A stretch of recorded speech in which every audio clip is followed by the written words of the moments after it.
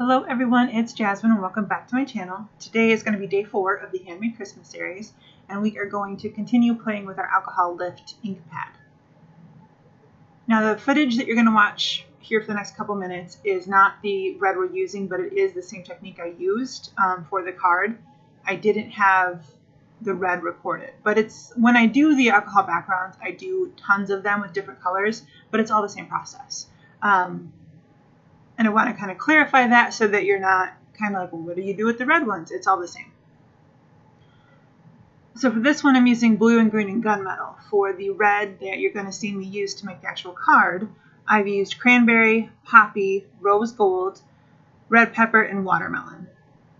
So a lot of different red and pink tones in the poinsettia cards we're going to make. But I did want to show you the process and kind of how different your alcohol ink backgrounds can turn out depending on kind of what they want to do. There's only so much control with this technique. So if you're a really control-oriented person, this is your step out of your comfort zone card. And I love alcohol inks. They're just so much fun to play with, and so much variability and just a lot of fun creativity. And I will have these backgrounds used in a card coming up later on my channel.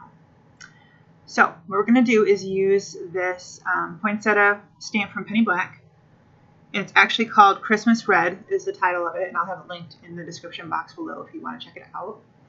So this one is going to work because I'm using foil cardstock from Ranger. And it's actually a non-porous surface.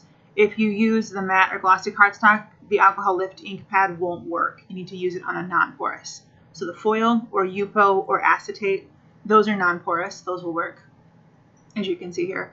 But the glossy or matte cardstock won't work for this technique. So I have a piece of Bristol there. I absolutely love how this looks. It's so pretty. And you want to kind of give it a minute to walk your fingers over the stamp.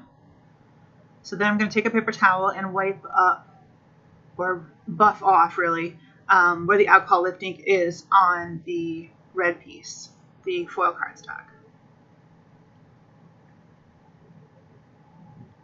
Love how those turned out.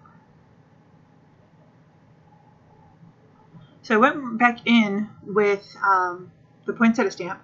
I used a sheet of acetate over the top to place it, and then we're going to stamp it again using Versamark ink. And then heat emboss it using holographic glitter embossing powder by Ranger.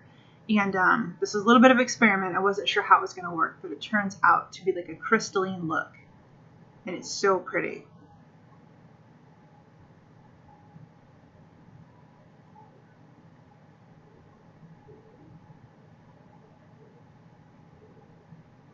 And make sure you use your powder tool on it because the powder does tend to stick in places you don't want it.